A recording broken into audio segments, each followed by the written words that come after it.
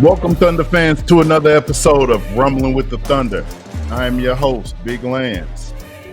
It's been a minute, guys. It's been a minute. Try to get myself together. Welcome to the show, man. If you haven't already, please hit like or subscribe. Help a brother out. Help me get these numbers up.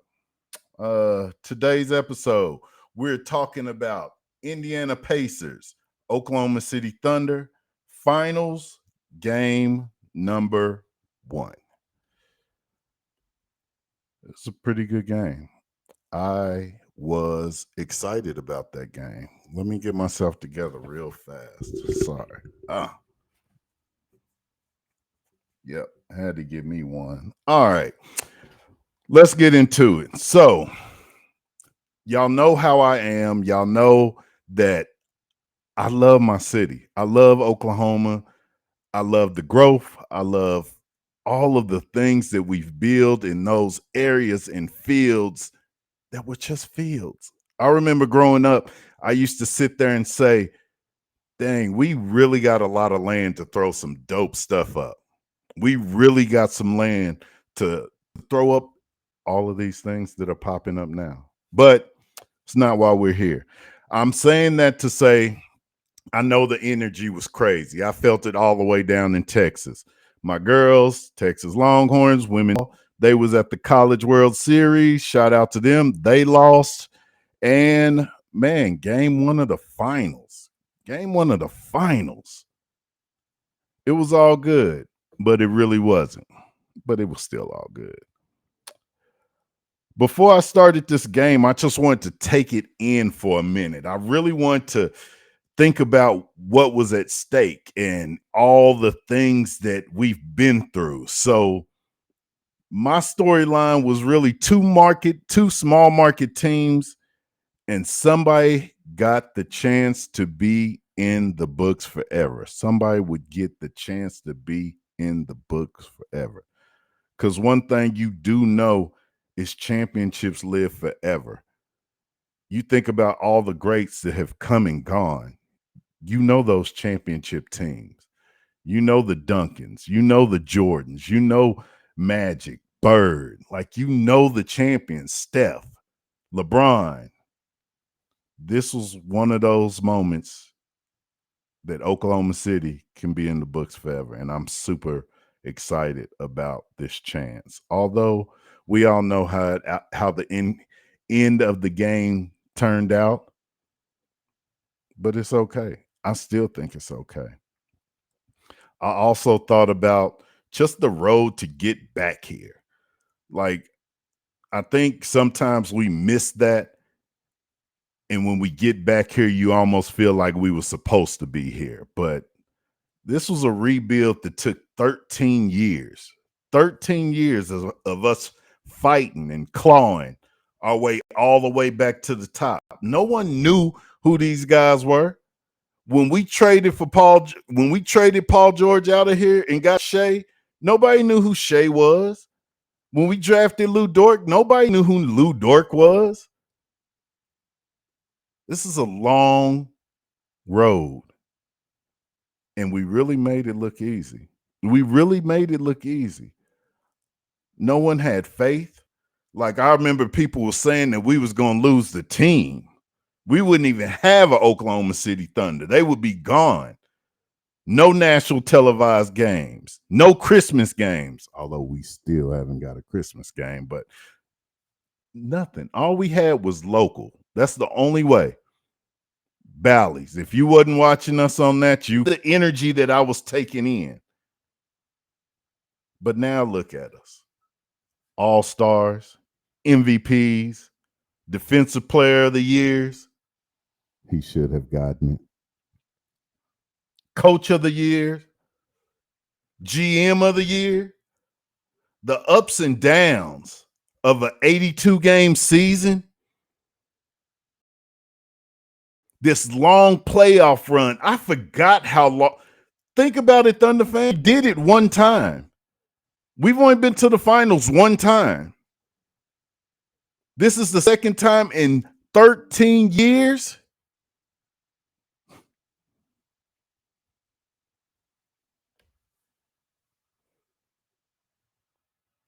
I say all that to say, even with this game one loss, calm down, man. Calm down, Thunder fans. What are y'all doing? Y'all know this is the same team that doesn't lose back to back, makes adjustments well, grinds. You know, if they have a bad game, they're going to pick it up next game. And just all of the banter, all of the panic. Calm down. Calm down. So let's get into this game. Coaching made a change early, bringing Kaysen on the starting lineup, putting Hardenstein on the bench. Initially, when it started, I was cool with it because I kind of see where he was going with it. We played them 2 times in the regular season. Chet was hurt both times, and we used Kaysen in that spot. So you think if you have success, you would go with it again. So I really didn't have any issues with it to start the game. When I did start having a problem with it is when PJ Siakam started bully balling him, taking him down low in the post, getting easy buckets. So I really think that'll change game 2. I'm hoping it'll change. Off the bat, defense was looking good on both sides. Like Indy looked just as good as we did on defense. We started out with an early 7-0 run. And I really was thinking, okay, we got this. Like they were struggling. But I noticed we wasn't hitting shots. But I was okay. I was okay with this. The refs let us play. The refs let us play on both sides. I have no complaints about it. Couldn't see us. We wasn't on no ESPNs, no TNTs, 20-win seasons. Y'all remember that? That's what I was taking in. That's what I love, the aggressiveness. Our defense was everywhere, hands was everywhere. And that's something that we've grown accustomed to. So what else is new? But what else is new is that 25 turnovers, only 11 points to show for it. That's the first. That's probably the first time we've had that amount of turnovers and only had 11 points to show for it. That was big. And those are some of the things that I really took from this Indiana Pacer team. Although they had the turnovers, they still didn't let those turnovers convert to points. So I will be keeping an eye out on that on game 2.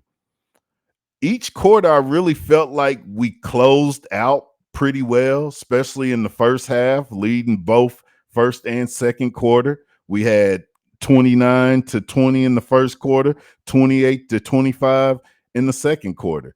Now, at the end of the game, they did take us, but I really thought we was closing out quarters pretty well. Dub and Chet, what can I say? What can I say? My boy Chet did not come to play in game 1.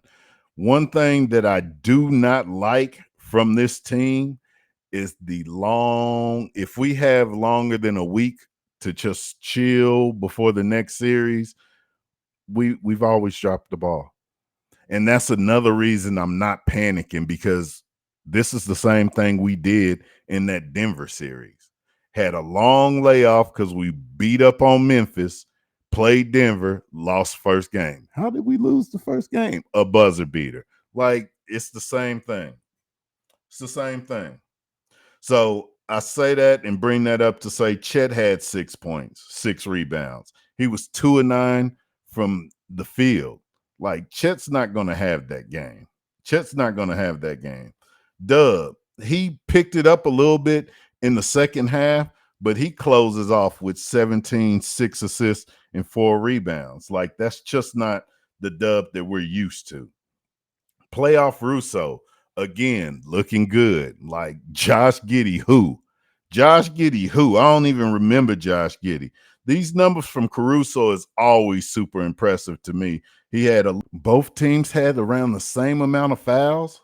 We had 19 and the Pacers had 22 fouls. They went to the free throw line 21 times. We went to the free throw line 24 times. Like, it was really an even game in that sense. So I was good with that. 11 points, 6 rebounds, 2 assists, 3 steals, and 2 blocks. Like stat stuffer. And that's off the bench. That's the energy he gives you night in and night out. I'm also really not a fan of playing AJ Mitchell. It's nothing against AJ Mitchell. I just feel like those minutes, although it was just 4 minutes, but those minutes can go somewhere else. You put Kendrick in the game at the end of the first quarter, and then you take him out and don't put him back in. Like, give somebody who got that experience. Like, he may not have finals experience, but he got more years in the league than AJ Mitchell. Like, come on. That's what bothers me sometimes about Coach Dagnall. Like, those are the only things. And on top of that, I really think that Kendrick could probably give Siakam a run for his money. Like, give him a chance, but you just put him in for a second. AJ Mitchell had 3 rebounds. I'm pretty sure Kendrick could have got them same 3 rebounds. The bench in the first half, this is another thing. Like, they are such a clone of us. It's amazing. Both benches had 18 points. Like, they have a good bench. We got a good bench. It's amazing. At the halftime, I really thought that we had Halliburton's number. I thought we had him. I thought he wasn't going to be an issue, and he wouldn't show any signs of that until that game winner. Until that game winner. One thing I will say, we are such a carbon copy of each other. It's like we're Coke and they're Shasta. They got a bench. We got a bench. They're young. We're young. They don't go away. Oh my God. These boys do not go away. They do not go away. The whole game, we basically was teetering between 10 points, 15 points, just going back and forth. And that's why I was really chill. I was really chill the whole game, thinking we got this. They can't get any closer than this 10 points. There was times that I did think we was about to thunder up and hit that 20-point mark, but they kept us right at that 15-point mark. They would not let us get above that. And I really commend them for being able to withstand every run that we tried to put on them.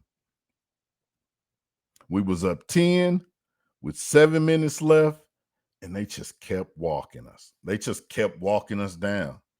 Kept walking us down and closing off the game with a Tyler Hansborough game-winning buzzer beater, step back on Cason Wallace.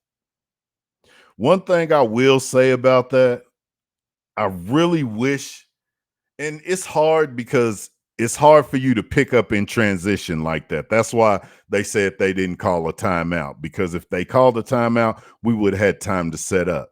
But that instant, I really wish Caruso would have just stepped up and grabbed him. I wish he would have stepped up and held Halliburton, because maybe he would have had more success. I mean, Cason is great defender too, but you and I know you probably want Caruso to be holding Halliburton at that moment. But great game, buzzer beater. Pacers won 111 to 110. Like, it was a good game. I can't even lie. I'm excited for this series, and I really think this just gave everybody a reason to tune in. Like, I feel like if we just blew the doors off them, folks wouldn't have tuned into these games. So, hats off to the NBA for getting people involved in the finals. All right. I'm going to close it by just telling you that I thought SGA was amazing. He shot 50%. He shot 14 for 30 from the field. He shot 3 from 6 from threes, like 50% all the way around. Had free throw. He shot 90% from the free throw line. 38 points, 5 rebounds, 3 assists, 3 steals. It's a huge game for him. That's an MVP performance. Dort, I really, really, really hate when we waste games like this. Lou Dort absolutely was a flamethrower to me in this game. 5 of 9 from the three, ended off with 15 points. Also added 2 blocks, 4 steals. He had a big game, 4 rebounds. Like, I hate wasting those games that Lu Dort has, because I really hope that he's gotten his shot, because the shots that he was taking that game last night, those were shots he's been hitting all season. We just haven't seen it in the playoff until probably last night. I think that was probably one of his better shooting games. I think he had one more early in the season, in the playoffs. Game 2, I'll be looking at what coach does. If we're going to go with our original starting lineup, put Hartenstein back in there, because I really think with Hartenstein and Chet, they play pretty well off each other. So I think that's a way for us to get some of those easier buckets and to kind of free Chet with Hartenstein out there.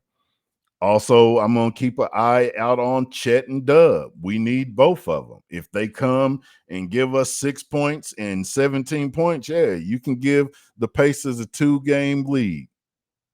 We need them to come with it. We need them to come with it. Also, looking at our defense, will our defense continue to play the way it is, and will we be able to convert some of those turnovers into points? Also, I want to see what Indiana's doing. I want to see what their game plan is for game 2, what they're going to switch out, how they're going to get stronger. Like, I'm really looking forward to what they have to offer. Right now, ladies and gentlemen, I'm going to get you guys out of here. I just want to do a little bit of good, bad, and ugly. Won't be long. My good. The rest of this series, I'm super looking forward to this high level, high intensity, high energy, these copies of teams that just are going to go out there and give it their all. Like, this series is going to be great. The bad was that Halliburton, man, for silencing the critics, everybody, the fans, and of course all of Thunder Nation. He truly did silence us.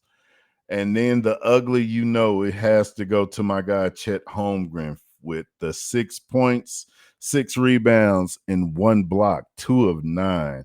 Absolutely ugly game. So, ladies and gentlemen, thank you again for tuning in. Please, again, hit that like or subscribe for me, and I'm going to get out of your hair.